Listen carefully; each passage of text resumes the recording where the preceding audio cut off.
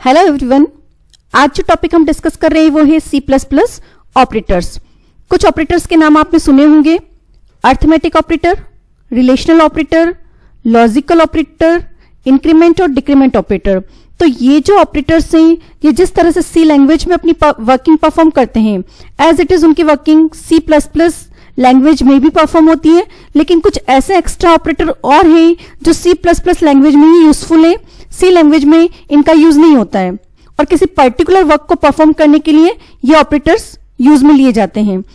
ये ऑपरेटर्स हैं insertion operator, extraction operator, new operator, delete operator, scope resolution operator. अब insertion operator की अगर हम बात करें तो इस ऑपरेटर का जो सिंबल है, इस ऑपरेटर का जो साइन है, आपको शिफ्ट के साथ में लेस देन का साइन 2 बार प्रेस करना है और बिल्कुल भी स्पेस नहीं छोड़ना है। इस तरह का साइन होता है इंसर्शन ऑपरेटर का। Next, extraction operator. शिफ्ट के साथ अगर आप ग्रेटर देन का साइन बिना स्पेस छोड़े प्रेस करेंगे तो यह सिंबल कहलाएगा एक्सट्रैक्शन ऑपरेटर। जब भी आप न्यू ऑपरेटर को यूज में लेंगे, न्यू वर्ड यूज में लेंगे और यह वर्ड स्मॉल केस लेटर में ही यूज में लिया जाता है। नेक्स्ट, डिलीट ऑपरेटर को यूज में लेते टाइम आपको डिलीट वर्ड को यूज में लेना होगा, यह भी स्मॉल केस लेटर में ही लिखा जाएगा। Next, scope resolution operator. Shift के साथ यदि आप कॉलन के साइन को 2 बार प्रेस करें, यहां पर भी आपको स्पेस नहीं छोड़ना है, तो ये जो सिंबल आपको दिख रहा है यह है स्कोप रिजोल्यूशन ऑपरेटर का सिंबल। अब बात करते हैं हम इंसर्शन ऑपरेटर की। जब भी इंसर्शन ऑपरेटर को यूज में लिया जाता है तो यह सी आउट ऑब्जेक्ट के साथ में यूज में आता है। सी आउट ऑब्जेक्ट अगर हम प्रोग्राम में यूज में ले रहे हैं तब इंसर्शन ऑपरेटर यूजफुल है। अब हम बात करते हैं पहले सी आउट ऑब्जेक्ट। कंप्यूटर में कुछ वर्क होता है इनपुट से रिलेटेड और कुछ वर्किंग होती है आउटपुट से रिलेटेड, यानी रिजल्ट से रिलेटेड। जब भी आउटपुट को स्क्रीन पर डिस्प्ले करवाना है, प्रोग्रामिंग में जब भी आउटपुट को हम स्क्रीन पर डिस्प्ले करवाना चाहते हैं तो ऐसी कंडीशन में हमें सी आउट ऑब्जेक्ट को यूज में लेना होगा और इस ऑब्जेक्ट के साथ हमेशा जो ऑपरेटर यूज में लिया जाता है वो होता है इंसर्शन ऑपरेटर। आप इंसर्शन ऑपरेटर के राइट साइड में वो वेरिएबल या वो स्ट्रिंग यूज में लेंगे जिसे आपको स्क्रीन पर शो करना है। तो इसकी वर्किंग किस तरह से परफॉर्म होती है? इंसर्शन ऑपरेटर के राइट साइड में जो भी वेरिएबल है उसकी अगर वैल्यू डिस्प्ले करवानी है तो वह वैल्यू कहां ट्रांसमिट होगी? इस ऑपरेटर की हेल्प से सी आउट को प्रोवाइड की जाएगी। अब सी आउट ऑब्जेक्ट की हेल्प से वो वैल्यू स्क्रीन पर डिस्प्ले होगी। इसी तरह से यदि हमें कोई मैसेज, कोई स्ट्रिंग ये रिजल्ट की फॉर्म में डिस्प्ले करवानी है तो ये स्ट्रिंग हम यहां पर मान लेते हैं वेरिएबल की जगह क्या है? स्ट्रिंग है। यह स्ट्रिंग भी इंसर्शन ऑपरेटर की हेल्प से सी आउट को ट्रांसमिट होगा और सी आउट देन इस स्ट्रिंग को कहां पर डिस्प्ले करवाएगा? स्क्रीन पर डिस्प्ले करवाएगा। तो इस तरह से वर्किंग परफॉर्म होती है। ठीक है, इसी तरह से insertion operator left shift operator के फॉर्म में भी यूज में लिया जाता है। बिटवाइज लेफ्ट शिफ्ट ऑपरेटर, नाम से क्लियर होगा, बिट्स को लेफ्ट साइड में अगर शिफ्ट करना है, जब भी यूजर को बिट्स लेफ्ट साइड में शिफ्ट करवानी है तो ऐसे सिचुएशन में यूजर इंसर्शन ऑपरेटर को यूज में लेगा प्रोग्रामिंग करते टाइम। ठीक है, यह बात आपको क्लियर हो गई होगी। अब हम बात करते हैं इसके कुछ सिंटैक्स और उससे रिलेटेड कुछ एग्जांपल्स की। अब हम डिस्कस करते हैं कि किस तरह से इंसर्शन ऑपरेटर प्रोग्राम में हम यूज में ले सकते हैं। तो आपको यह बात हमेशा क्लियर रखनी है कि insertion operator C out object के साथ ही यूज में लिया जाएगा। ठीक है, अगर हम किसी मैसेज को या स्ट्रिंग को स्क्रीन पर डिस्प्ले करवाना चाहते हैं तो ऐसे सिचुएशन में मैसेज और स्ट्रिंग डबल कोटेशन के साइन के बीच में आपको एनक्लोज करनी कंपल्सरी है। It is compulsory. For example, कोई स्ट्रिंग है हेलो स्ट्रिंग, ये एज इट इज में स्क्रीन पर आउटपुट के फॉर्म में डिस्प्ले करवाना चाहती हूं तो ऐसी सिचुएशन में मैं इस स्ट्रिंग को डबल कोटेशन के बीच में एनक्लोज्ड करूंगी। तो इस स्टेटमेंट का रिजल्ट ये होगा कि स्क्रीन पर आपको ये hello word as it is display दिखेगा। नेक्स्ट, जब हम किसी वेरिएबल की वैल्यू को जब हम किसी वेरिएबल की वैल्यू को भी स्क्रीन पर डिस्प्ले करवाना चाहते हैं, फॉर एग्जांपल एक वेरिएबल है ए वेरिएबल जिसमें कोई वैल्यू सिचुएटेड है, हम मान लेते हैं इस वेरिएबल में वैल्यू जो सिचुएटेड है वो है 14। इस वैल्यू को अगर हम स्क्रीन पर डिस्प्ले करवाना चाहते हैं तो उसको लिखने का तरीका इस फॉर्म में होगा, सी आउट और वो वेरिएबल का नेम जिसकी वैल्यू हम डिस्प्ले करवाना चाहते हैं। तो ऐसी सिचुएशन में इस स्टेटमेंट का रिजल्ट होगा, स्क्रीन पर आपको वैल्यू डिस्प्ले होके दिखाई देगी 14। ठीक है, आप एक से ज्यादा वेरिएबल्स को भी सी आउट और इंसर्शन ऑपरेटर की हेल्प से यूज में ले सकते हैं। फॉर एग्जाम्पल कोई वेरिएबल है ए जिसमें 14 सिचुएटेड है, बी वेरिएबल में 13 सिचुएटेड है एंड सी वेरिएबल में 12 सिचुएटेड है। और अगर हम इनके रिजल्ट को या इसके अंदर जो वैल्यू है उसे स्क्रीन पर शो करवाना चाहते हैं तो अलग अलग स्टेटमेंट हम यूज में न लें हर वेरिएबल के लिए और एक सिंगल लाइन सिंगल स्टेटमेंट को यूज में ले लें तो भी हम तीनों वेरिएबल्स की वैल्यू को एक साथ डिस्प्ले करवा सकते हैं। फर्स्ट ए वेरिएबल की वैल्यू डिस्प्ले होगी, सेकंड बी वेरिएबल की वैल्यू डिस्प्ले होगी एंड थर्ड सी वेरिएबल की वैल्यू डिस्प्ले होगी। ठीक है, नेक्स्ट सी आउट और इंसर्शन ऑपरेटर के साथ हम कुछ एस्केप सीक्वेंस को भी यूज में ले सकते हैं। और जब भी हम एस्केप सीक्वेंस यूज में ले रहे हैं तो डबल कोटेशन का साइन लगाना कंपलसरी है, या एस्केप सीक्वेंस को हम डबल कोटेशन के साइन के बीच में एनक्लोज्ड करके यूज में लेंगे। फॉर एग्जाम्पल एक एस्केप सीक्वेंस है बैकस्लैश एन जिसका वर्क है न्यू लाइन। जब भी कोई लाइन हमें न्यू लाइन में डिस्प्ले करवानी है तो ऐसे टाइम में बैकस्लैश एन यूज में लिया जाता है। अब एक किस तरह से प्रोग्राम में हम यूज में ले सकते हैं, तो एक प्रोग्राम बनाते हैं हम और फिर इसे डिटेल में एक्सप्लेन करते हैं तो आपको और ज्यादा क्लियर हो जाएगा कि किस तरह से insertion operator C out object के साथ में अपनी वर्किंग परफॉर्म करता है। ठीक है, इंसर्शन ऑपरेटर किस तरह से अपनी वर्किंग परफॉर्म करता है इसे हम एक प्रोग्राम की हेल्प से समझते हैं तो और ज्यादा आपको क्लियर हो जाएगा। हम एक प्रोग्राम क्रिएट करते हैं C++ लैंग्वेज में, तो इसके लिए हम सबसे पहले फाइल को सेव करेंगे। फाइल को सेव करते टाइम आप .cpp एक्सटेंशन से इस फाइल को सेव करेंगे। फॉर एग्जांपल हमारी फाइल का नाम है result.cpp, आपको एक्सटेंशन लगाना है क्योंकि आप C++ लैंग्वेज में फाइल को क्रिएट कर रहे हैं। तो C++ लैंग्वेज की फाइल का एक्सटेंशन होता है cpp। ठीक है, नेक्स्ट जब भी आप इस प्रोग्राम में चेंजेस करते जाएंगे आप F2 की रेगुलरली प्रेस करें तो आपका जो भी आपने चेंजेस किए हैं वो आपके सेव होते रहेंगे। अब सबसे पहले फर्स्ट सेक्शन जो है वो है हेडर फाइल डिक्लेरेशन सेक्शन, और C++ लैंग्वेज की जो एक स्टैंडर्ड हेडर फाइल है जो दो टाइप के फंक्शन से रिलेटेड है, input function and output function. ये हेडर फाइल है iostream.h। इस फाइल को हम सबसे पहले प्रोग्राम के साथ इंक्लूड करेंगे तो हम यूज में लेंगे #include pre processor directive #include। अब आप हेडर फाइल का नाम लिखें iostream.h।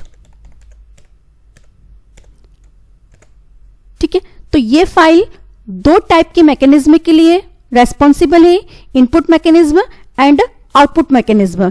यहां जो हम प्रोग्राम क्रिएट कर रहे हैं वो प्रोग्राम है सी आउट और इंसर्शन से रिलेटेड सारे ऑपरेशंस का। तो सी आउट जो ऑब्जेक्ट है वो एक आउटपुट रिलेटेड ऑब्जेक्ट है और यह जो ऑब्जेक्ट है वो जिस हेडर फाइल में प्री डिफाइंड होता है वो हेडर फाइल है iostream.h। तो यदि हम प्रोग्राम में सी आउट ऑब्जेक्ट का यूज कर रहे हैं तो iostream.h हेडर फाइल को डिक्लेयर करना कंपलसरी है, यूज में लेना कंपलसरी है। ठीक है, next header file conio.h।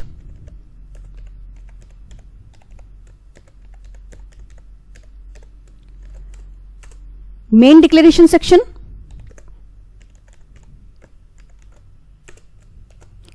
Clear screen CLR/SCR। अब यहां से हम स्टार्ट करते हैं सी आउट किस तरह से अपनी वर्किंग परफॉर्म करता है और सी आउट के साथ हम किस तरह से इंसर्शन ऑपरेटर का यूज कर सकते हैं। फर्स्ट ऑफ ऑल हम यहां पर एक स्ट्रिंग डिस्प्ले करवा रहे हैं सी आउट और इंसर्शन ऑपरेटर की हेल्प से। वो स्ट्रिंग है सी आउट के साथ आप यूज में लेंगे इंसर्शन ऑपरेटर का साइन। स्ट्रिंग है हम अपने स्कूल का नाम मैसेज के फॉर्म में ये रिजल्ट की फॉर्म में स्क्रीन पर डिस्प्ले करवाना चाहते हैं तो हम यहां पर उस मैसेज को उस स्ट्रिंग को लिखेंगे एज इट इज। हमारा स्कूल है जैसे for example Guru Nanak public senior secondary school.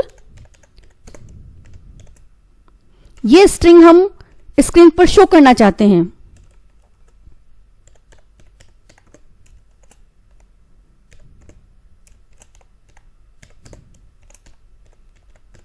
यहां पर आपको एंड में स्ट्रिंग को फिर से एनक्लोज करना है डबल कोटेशन के साइन से एंड देन सेमीकोलन। ठीक है, गेट कैरेक्टर, प्रोग्राम क्लोज। अब यदि आप कंट्रोल F9 से इस प्रोग्राम को रन करेंगे तो आपने सी आउट और इंसर्शन ऑपरेटर का यूज कर गुरु Nanak public senior secondary school एक स्ट्रिंग के फॉर्म में यहां पर लिखा है, तो ये एज इट इज आपको रिजल्ट की फॉर्म में स्क्रीन पर डिस्प्ले होकर दिखाई देगा। कंट्रोल F9, देखिए आप एज इट इज स्क्रीन पर ये इंफॉर्मेशन डिस्प्ले हो गई है। अगर आप चाहते हैं कि इस स्ट्रिंग के साथ में एक अनदर स्ट्रिंग और डिस्प्ले हो, जो स्ट्रिंग है हिरणमंगरी सेक्टर 4 उदयपुर, और ये जो बात है वो नेक्स्ट लाइन में डिस्प्ले हो, तो ऐसे सिचुएशन में हम इंसर्शन ऑपरेटर के साथ में एक एस्केप सीक्वेंस यूज में लेंगे, डबल कोटेशन का साइन यूज में लेकर न्यू लाइन के लिए जो एस्केप सीक्वेंस है वो है \n। ये आपको यूज में लेना है। डबल कोटेशन साइज एनक्लोज्ड करने के बाद में फिर से आप इंसर्शन ऑपरेटर का साइन यूज में लेंगे। नेक्स्ट लाइन में आपको क्या चाहिए, जो भी बात चाहिए वो यहां पर आप स्ट्रिंग के फॉर्म में रिप्रेजेंट करेंगे। फॉर एग्जांपल हिरणमंगरी सेक्टर 4,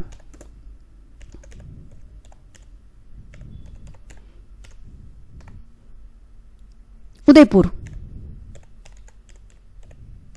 ठीक है, स्ट्रिंग आप डबल कोटेशन से एनक्लोज्ड कर दीजिए, एंड में सेमीकोलन। जब इस प्रोग्राम को रन करेंगे तो आप देखना फर्स्ट स्ट्रिंग है हमारी गुरु Nanak public senior secondary school and second string है हमारी हिरणमंगरी सेक्टर 4 उदयपुर। इन दोनों के बीच में हमने \n एस्केप सीक्वेंस का यूज किया है, तो इसका मतलब है कि हिरणमंगरी वाली जो स्ट्रिंग है वो नेक्स्ट लाइन में जंप होके आपको स्क्रीन पर दिखाई देगी। कंट्रोल F9, देखिए आप first string as it is first line में है, लेकिन सेकंड स्ट्रिंग \n के यूज होने के कारण नेक्स्ट लाइन में डिस्प्ले हो गई है। अब यदि हम यहां चाहते हैं कि उदयपुर जो वर्ड हमने लिखा है ये नेक्स्ट लाइन में आए, ठीक है, तो आप क्या करेंगे, आप इसी प्रोग्राम में चेंजेस कर लीजिए। उदयपुर ये आपको नेक्स्ट लाइन में चाहिए, तो सेक्टर 4 के यहीं पर आप डबल कोटेशन से बंद कर दें। नेक्स्ट इंसर्शन ऑपरेटर आपको यूज में लेना पड़ेगा डबल कोटेशन साइन में \n, एक बार और इंसर्शन ऑपरेटर। ठीक है,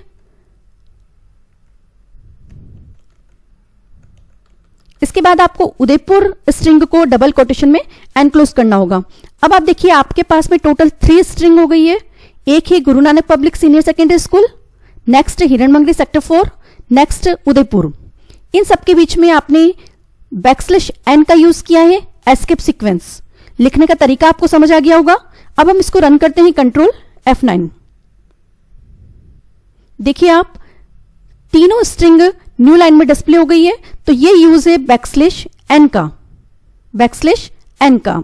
नेक्स्ट हम उदयपुर वर्ड को यदि न्यू लाइन में डिस्प्ले नहीं करवाना चाहते हैं, हम ये चाहते हैं कि सेक्टर 4 के बाद टोटल कुछ गैप आए, हॉरिजॉन्टल गैप, ठीक है, और उसके बाद उदयपुर डिस्प्ले हो, तो आप \n की जगह हॉरिजॉन्टल टैब का साइन यूज में लीजिए \t, और आप यहां पर अगर 2 बार यूज में लेंगे 1 5 कैरेक्टर जितना स्पेस छोड़ता है, तो यदि हम 2 का यूज करेंगे तो 10 कैरेक्टर जितना स्पेस ब्लैंक होगा। 3 15 कैरेक्टर जितना स्पेस ब्लैंक करेंगे, तो अब हमने यहां पर 3 का यूज किया है, तो टोटल 15 कैरेक्टर्स छूटने के बाद में उदयपुर वर्ड स्क्रीन पर डिस्प्ले होगा।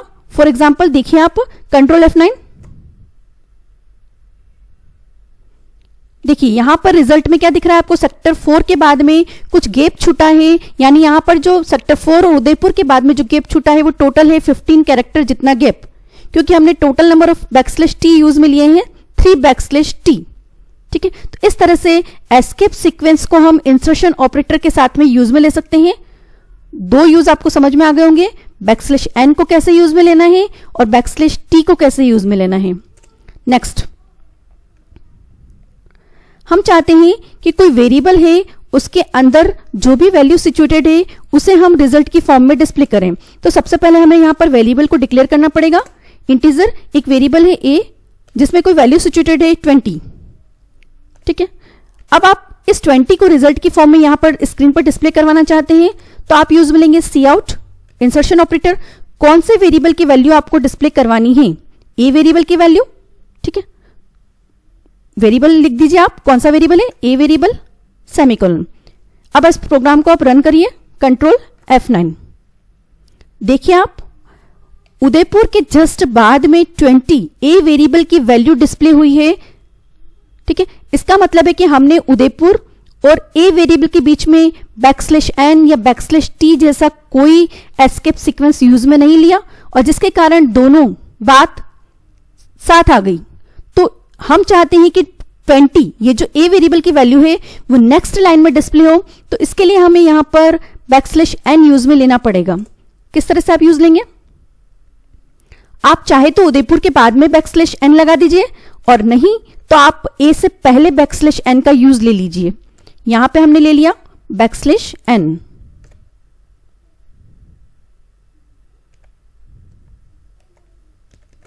अब आप रिजल्ट देखिए, कंट्रोल F9।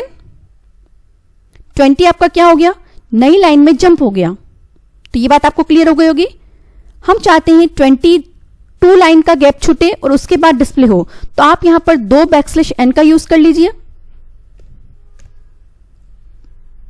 चलो हम चाहते हैं कि 3 लाइन का गैप छूटे, \n 3 बार मैंने \n का यूज किया है। इसका मतलब आप रिजल्ट में देखिए 20 किस जगह पे डिस्प्ले हो रहा है?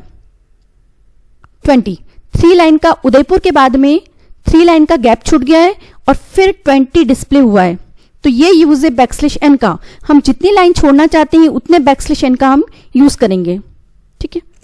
नेक्स्ट, यदि हम एक ही वेरिएबल यहां पर दिख रहा है, हम चाहते हैं कि ज्यादा वेरिएबल्स को डिस्प्ले करवाएं, तो हम उस वेरिएबल को भी यहां पर डिक्लेयर कर लेते हैं। जैसे फॉर एग्जांपल बी में वैल्यू है 45, सी में वैल्यू है 36। हम तीनों वेरिएबल्स की वैल्यू को प्रिंट करवाना चाहते हैं और एक ही स्टेटमेंट को हम यूज में लेना चाहते हैं। किस तरह से करेंगे ये काम? सी आउट, आप यहां पर सबसे पहले \n का यूज करें,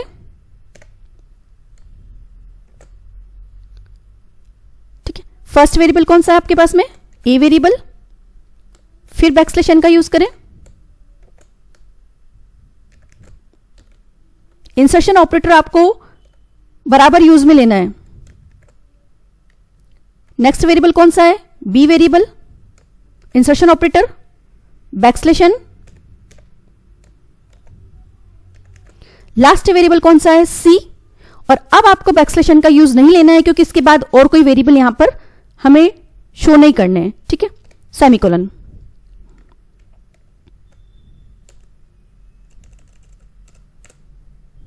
अब आप देखिए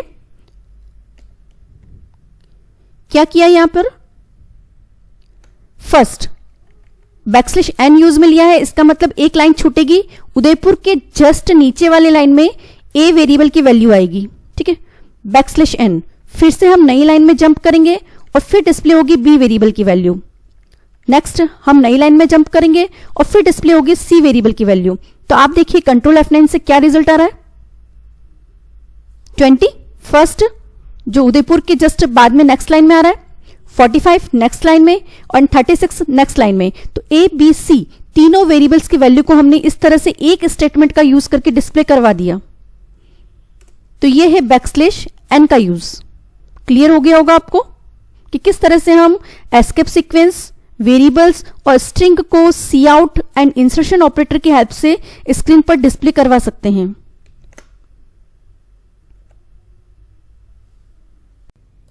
नेक्स्ट है एक्सट्रैक्शन ऑपरेटर। ये जो सिंबल आप देख रहे हैं वो है एक्सट्रैक्शन ऑपरेटर का सिंबल और यह ऑपरेटर हमेशा सी इन ऑब्जेक्ट के साथ में यूज में लिया जाता है। सी इन ऑब्जेक्ट, जब भी यूजर कीबोर्ड की हेल्प से वैल्यू को इनपुट या वैल्यू को रीड करवाना चाहता है तो ऐसे टाइम में यूजर को प्रोग्राम में एक ऑब्जेक्ट यूज में लेना पड़ेगा, एक स्ट्रीम यूज में लेनी पड़ेगी। स्ट्रीम वो है सी इन स्ट्रीम, ठीक है। और इस स्ट्रीम के साथ में जो ऑपरेटर का साइन यूज में आता है वो है एक्सट्रैक्शन ऑपरेटर का साइन। इस ऑपरेटर के राइट साइड में यूजर वो वेरिएबल लिखेगा जिसकी वैल्यू को उसे कीबोर्ड की हेल्प से इनपुट करवाना है। तो ये बात आपको क्लियर हो गई होगी। नेक्स्ट, अब हम बात करते हैं इसके सिंटैक्स की कि किस तरह से इसका सिंटैक्स और उससे रिलेटेड एग्जांपल्स प्रोग्राम में यूजफुल है।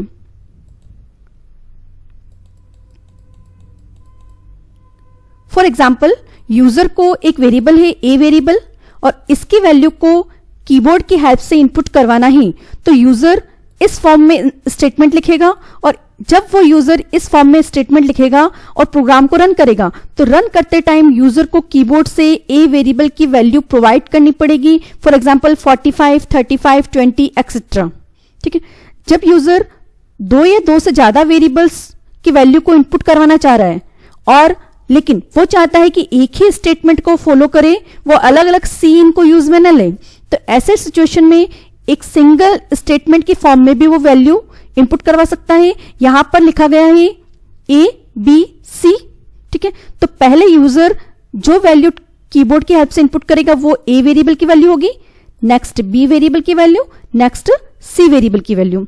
अब हम प्रोग्राम की हेल्प से इस बात को क्लियरली अंडरस्टैंड करते हैं। आपको बहुत जल्दी समझ में आ जाएगा कि किस तरह से सी इन ऑब्जेक्ट के साथ में एक्सट्रैक्शन ऑपरेटर अपनी वर्किंग परफॉर्म करता है और किस तरह से यूजर कीबोर्ड की हेल्प से वैल्यू को इनपुट करवा सकता है।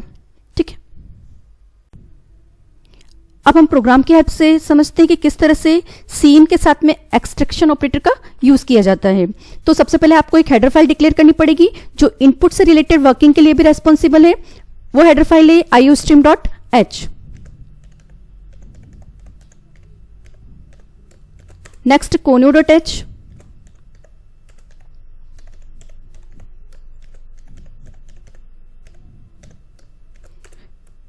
Main declaration section.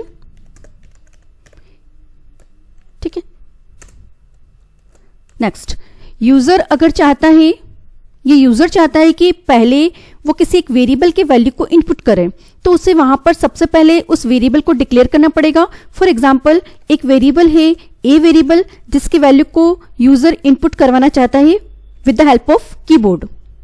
Clear screen. अब आप देखिए किस तरह से सी इन ऑब्जेक्ट का यूज होता है। सी इन के साथ में आप यूज में लेंगे एक्सट्रैक्शन ऑपरेटर, देन वो वेरिएबल लिखेंगे जिसकी वैल्यू को कीबोर्ड की हेल्प से इनपुट करवाना है, सेमीकोलन,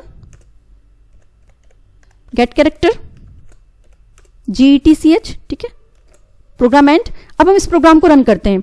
आप देखना जब तक यूजर कीबोर्ड से वैल्यू इनपुट नहीं करेगा तब तक कर्सर वहां पर स्क्रीन पर रुका रहेगा, वो वेट करेगा यूजर के रेस्पॉन्स का। Control F9। आप यहां देखिए, यहां पर कर्सर वेट कर रहा है यूजर के रेस्पॉन्स का कि यूजर उसे ए वेरिएबल की वैल्यू प्रोवाइड करे। फॉर एग्जाम्पल, मैं एक यूजर हूं और मैं कीबोर्ड से उस ए वेरिएबल की वैल्यू को प्रोवाइड कर रही हूं। वो वैल्यू है 101। जैसे ही यूजर एंटर की प्रेस करेगा इसका मतलब प्रोसेसिंग स्टार्ट हो जाएगी क्योंकि यूजर ने वैल्यू प्रोवाइड कर दी है और हमने जो प्रोग्राम बनाया था वो भी यही है कि वैल्यू को इनपुट करना। ठीक है, तो इस तरह से हमारी क्या हो गई, वैल्यू इनपुट हो गई। अब मान लो यूजर ये चाहता है कि वो 3 वेरिएबल की वैल्यू को इनपुट करे। अभी हमने सिंपल ए वेरिएबल की वैल्यू को इनपुट किया था, यूजर बी एंड सी इस वेरिएबल की वैल्यू को भी इनपुट करवाना चाहता है और एक ही स्टेटमेंट को उसे यूज में लेना है। यहां पर आप यूज में ले बी सी। आपको हर वेरिएबल से पहले एक्सट्रैक्शन ऑपरेटर का साइन लगाना पड़ेगा। ठीक है, अब आप इस प्रोग्राम को रन करिए तो इसका मतलब है कर्सर तब तक वेट करेगा जब तक उसको तीनों वेरिएबल्स की वैल्यू प्रोवाइड नहीं हो जाती है। Control F9। फर्स्ट, यूजर ने प्रोवाइड किया, ए वेरिएबल को वैल्यू प्रोवाइड करी 12, एंटर की। नेक्स्ट, बी वेरिएबल को यूजर ने प्रोवाइड करा 14। नेक्स्ट, सी वेरिएबल के लिए यूजर ने प्रोवाइड करा 15। ठीक है, तो 3 वेरिएबल्स की वैल्यू यहां पर यूजर ने इनपुट कर दी है कीबोर्ड से। प्रोसेसिंग हो गई। प्रोग्राम ही हमने यही बनाया था कि 3 वेरिएबल्स की वैल्यू को इनपुट करना। क्लियर हो गया आपको। अगर आप यहां पर एक मैसेज भी शो करना चाहते हैं कि आप जो बात या वैल्यू जो यूजर इनपुट कर रहा है वो ए, बी और सी की वैल्यू है, तो आप इसको सी आउट ऑब्जेक्ट की फॉर्म्स में लिखेंगे। सी आउट के साथ में आप यूज में लेंगे इंसर्शन ऑपरेटर और एक मैसेज लिख दीजिए, enter the value of A, B and C. तो ये जो मैसेज मैंने लिखा है वो एज इट इज स्क्रीन पर पहले डिस्प्ले होगा, देन वैल्यू प्रोवाइड होगी। रन करते हैं हम इस प्रोग्राम को, कंट्रोल F9। देखिए फर्स्ट हमने सी आउट यूज में लिया था, enter the value of A, B and C as it is screen पर डिस्प्ले हो गया। अभी कर्सर वहां पर वेट कर रहा है, it means C in object का काम अभी बाकी है। यूजर अभी वैल्यू प्रोवाइड करेगा तीनों वेरिएबल्स के लिए। फॉर एग्जाम्पल ए के लिए 10, बी के लिए 20, सी के लिए 30।